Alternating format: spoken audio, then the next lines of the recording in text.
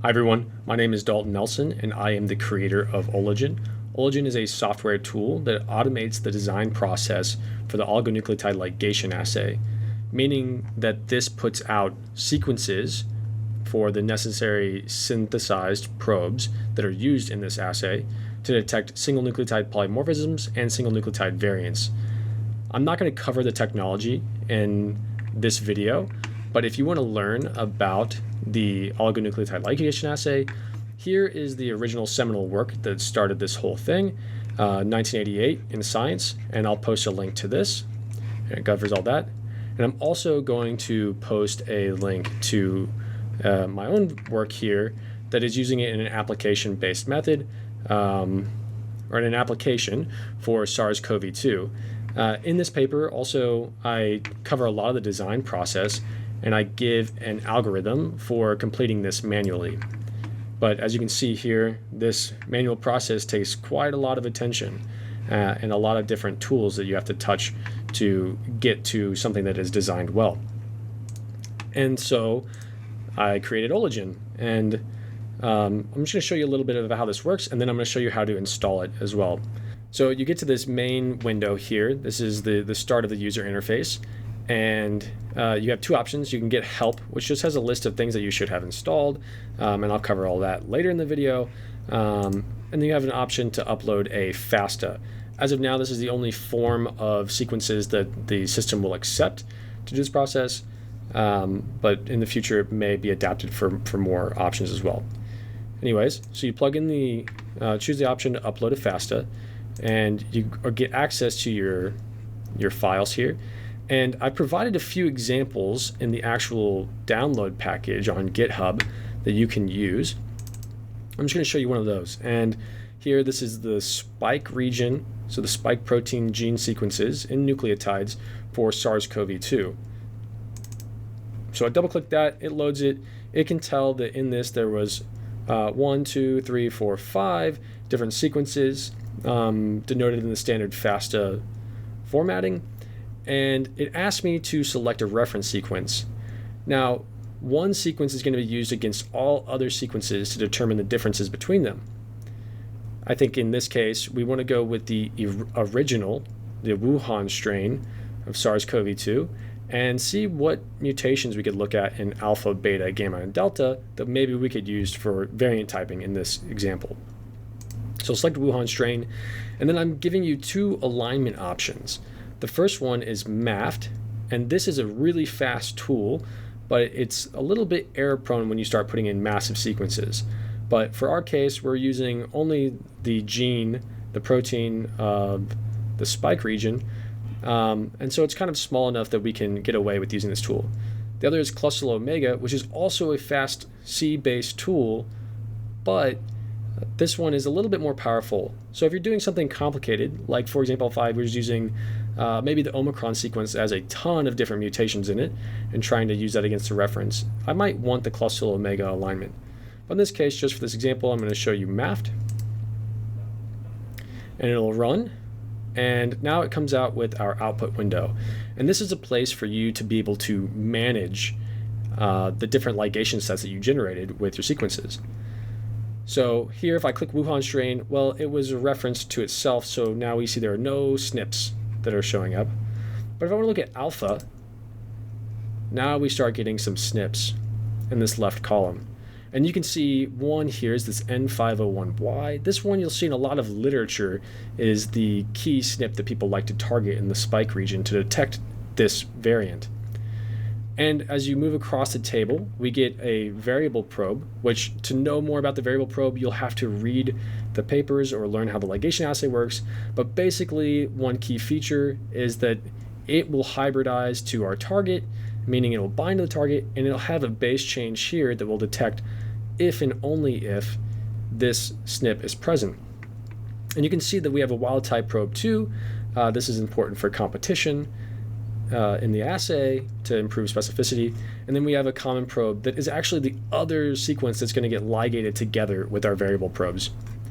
And you can see that I have a long list of options and I can choose from. And if I switch between targets here, you can see that it updates, and now I have new targets for beta. like E484K, for example, is the one that I chose in my paper.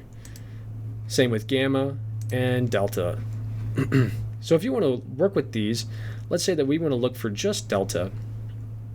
Well, I can go in here and I can find one. I'm going to go with L452R. Now I'm a little bit biased. I've already done these manually, so I know that this is the one that I want to get in the end. Although any of these might be potential candidates that could work to differentiate. I'm going to click over here on this full thing so I can make sure to highlight the entire row here. And I want to highlight the entire row, and I can add this as a set of interest. Now what we get here is a set ID, the target, the SNP, and whether or not we've generated primers. I'll get into more of this a little bit later. But let's say that maybe I actually want to make sure that, well, I'm not sure, this is an RNA target, but I want to work with the cDNA. I'm not sure what site I need. So you can actually generate the alternative orientation. And you can see down here, you'll populate your list, L452R antisense. And you can also add this as a set of interest. Okay, and then you have them stored here. You have both L452R and L452R antisense, and I can work with these downstream for other things. But let's say also I want to get alpha detected as well. And like I said, this N501Y is a pretty common one that was targeted in literature. So maybe we highlight this one and we add this as a set of interest. Okay, and now we can manage our sets of interest. Now let's say hypothetically you do want to take advantage of OLAgen's capacity to make a PCR reaction coupled to your ligation reaction, which by the way I would recommend, but there's many styles of taking advantage of the ligation assay for detection. Check out the literature for more on that, but this is typically the way that I do it, and I know it can be very useful, so I think that this is a sort of means of lowering the boundary to just achieving this SNP detection. Okay, so I'm going to go from my sets of interest, and let's look at this L452R, and you can see here that I've added this little column here that tells you whether the primers are generated or not. So I'm going to select again over on the far left, make sure I highlight my whole row here, and I'm going to tell it to generate primers. And you can see it populates. Yes, now primers are generated. What does that mean? Well, let's go over here and look at primer candidates. All right, now we have a huge table, all corresponding to the same oligoligation assay, same set, number one, is targeting this SNP and this target. And now I have a whole set of forward primers, reverse primers, and hydrolysis probes, all unique, and all are being told by the system that they work. So what I've done is I've built a small primer library into the system that are from different publications and different targets, and the system will automatically screen them to make sure they don't have any dimerization events, to minimize the chances of spurious amplification in PCR or spurious ligation during the oligonucleotide ligation assay. Now, that spurious ligation, I'm not going to talk about it here, but it is a problem that can happen, and I've highlighted it in the paper that I have tagged. Okay, but you can see if I scroll over that I have different primer types. Now, if you're looking for Zika and you're looking for SNPs in Zika, you probably don't want the primer that's also going to be detecting it, because it will give you a signal no matter what.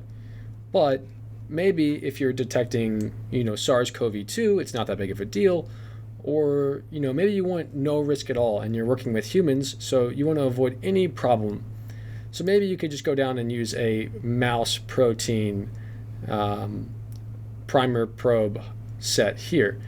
And I've provided all the citations to the papers that these come from, so check those out if you want reaction conditions. But I can look through all these that have been said by the system that they're a good chance that they're going to work. So let's just select one. Again, going over to the far left, selecting the whole row, and hit Generate Full Reagents. And now we get to our All Reagents tab. We have our set ID, the target, the SNP. We have our full variable probe here that includes the forward primer region, a spacer, a hydrolysis probe region, and our ligation probe sequence. It's going to all work together to do ligation followed by PCR. And same thing, I've got my wild type in my forward. Now here I don't have it automate to where it puts in a hydrolysis region. Typically I'm only trying to find if the SNP of interest is there and not if it's standard. So I didn't include that for detection. But you could always detect with an intercalating dye. And I have the common probe of 5' phosphate here so the ligation reaction can happen, and include the forward primer, reverse primer, hydrolysis probe, primer type, primer citation, etc. Okay, and I can go through and do this for all of the different sets that I'm interested in. Okay, so I'm back at my sets of interest management screen. If I want to do the same thing, let's do it for alpha this time. I'm going to generate the primers, and again, scroll down and I'll see where my OLA set 3 starts. It's targeting alpha and 501Y, and it can give me a whole bunch of these primers that have been screened as well. Now I can go reference. Last time I decided that I wanted to use mouse RPL32, so maybe I want to avoid that because I could put these together and see if they'll multiplex. So maybe instead I'll go for rat polar 2A here and generate those full reagents. And now I have a table here and I start to add up all of my different reagents. Okay, let's say that I wanted to do alpha, beta, and delta. Well, I can go back to the beginning, select something here, E484K, add set of interest, find it in my management category, generate the primers. Okay, well, I'm working with COVID. I can get away with using chikungunya, for example. Add those, generate the full thing, and I have all my sets right here. Ready for me. I can either copy and paste, or I can just export the tab here to a CSV and save it wherever I'd like, open it up, and it will be tabulated. So that's a simple workflow for the OLAgen. Just a few steps, few decisions for you to make. And again, you could take it from the very, very beginning and just get the ligation set region if all you're trying to do is figure out how to get a consistent single nucleotide discrimination assay. You can just use this feature and remove all of it with this export to current tab, or export current tab to CSV, same way. If you want to restart, return home, and you can do another set of targets if you'd like. Now, in the future, we're hoping to roll out a package that will just allow you to download this app and run it. But for now, we just have this for open access on GitHub. So I'm going to show you what you need to do to install this, make it a little bit easier for those that aren't super familiar with programming. So I'm going to close this, and I'm going to pull up GitHub. There's a lot of videos that you can check out on YouTube that are covering what GitHub is and how to use it, but you just need to go to github/daltonj/OLAgen, and it'll bring you to this screen here. Now right now I have this private while a manuscript is in review, but soon this will release for everybody to use. Okay, and you'll see a list of all of these files, including a README file, which is shown down here, that tells you everything that I'm about to show you how to do. And it also includes all of the features of the application and examples for you to use, and the data from the manuscript that I am in the process of submitting. Also, for any of the tools that we use, I have a license for each one of them here that says that it's okay for us to use them. Okay, so once you're at OLAgen or the GitHub, you can go to code and you can say download zip. Okay, now that zip file is going to populate in my downloads. Go find that. And here it is. And I'm actually going to move this to my desktop just to make it easy to see. And I'm going to export this. And now I'll get a folder here that has all of this stuff in it. Another thing that I included was the requirements here that are going to show you all of the download or all of the packages used and their version that were used at the time of this build. But you can also do this manually, which is how I'm going to show you. So let's open the OLAgen_main.py.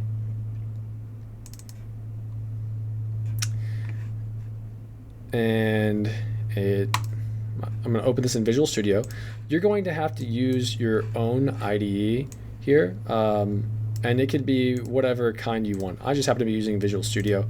And for those of you that aren't programmers, there's a lot of guides on YouTube on how to download this, but this is essentially what you need to start running it as it is coming from the GitHub.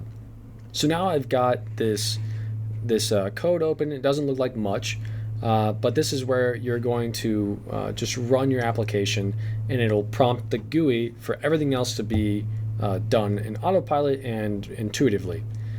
But because I already have everything installed here, I actually need to create a new environment real quickly.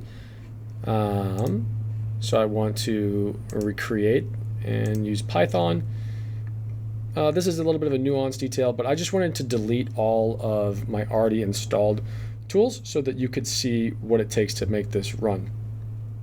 Okay, so let me pull up my GitHub here, and this is also in the README file. And I'm going to move this to a different screen, and I'm just going to show you down here what it's going to take to do this. So if I try to run this right now, it's going to say, wait a minute, you don't have the modules that you need. So I'm going to go through and install, and I'm typing in pip install, and this one that it's telling me first is PyQt5, so I'll just use that, and I'll install this package. It's going to take just a second. Okay, and I'm also going to do the same thing for BioPython. Okay, and I'm going to do the same thing for Pandas. And these are all terrific tools. If you want to check them out individually, they're all great, and I would highly recommend them. I'm also going to install OpenPixel, which is actually what allows us to export files into Excel. And I'm going to install primer3-py.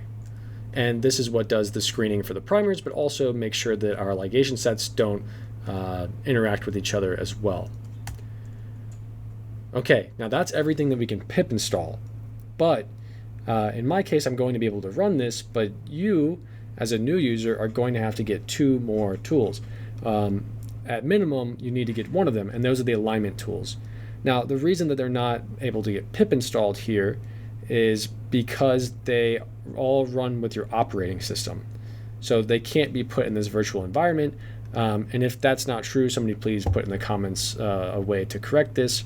I'm kind of a biology guy getting into programming, so I'm a little bit of a novice here. But the 2 are Clustal Omega, and I'm just going to open this link. This link is provided. Open this in a new tab, and you'll see here you can follow their guide to download the system, and this will allow you to then run their stuff prompted with our code. So once you have it downloaded and it's somewhere accessible, you no longer have to worry about it. But you will have to download the version either if you're on Windows or if you're on Linux or if you're on Mac separately. I'm on Mac, so I've got this one, and my computer will make calls for that. But I did build in the application that no matter which version you use, it will read your system, know what operating system you're working on, and it will then make sure that it calls the right file type. Okay, and the other one is MAFFT, which is the other C-based multiple alignment program. And this one's really, really fast, a little bit more error prone, but it's a great tool. It's been around for a long time. And if we go here, the same thing, you have installation guide for Mac, Linux, and Windows. Some of our team members were working on Windows. Ultimately, they had to use Ubuntu or Linux on their computer to get it to work properly, but just follow their guide and you should be able to get it to work out. But our team uses Ubuntu version on their Windows computer, and then I just used the Mac one, and it worked perfectly as it comes in the standard package. So follow those guides there and get those installed on your computer and your operating system, and you will be able to run this tool. Okay, so now that you've pip installed all of your dependencies and you followed along with the MAFFT guide and the Clustal Omega, or at least one of the two alignment tools, you'll be able to come back to this OLAgen _main_py and run the code. And now you can sit back, relax, and use the user interface. Right now there's a help tab too. Check this out. I'm going to be sort of highlighting the publication that's in preparation, but I'm also referring you to this video. Plus there's some the packages that I have installed that I've covered here in this video, and their version number to make sure you have the right one. And I provide my email here, or you could check out my GitHub for updates for other further troubleshooting. But that's all there is to it. If you have any questions, like I said, please reach out, post something in the comments in this YouTube video, and hopefully I'll be posting updates in the GitHub. But otherwise, happy designing, and thank you.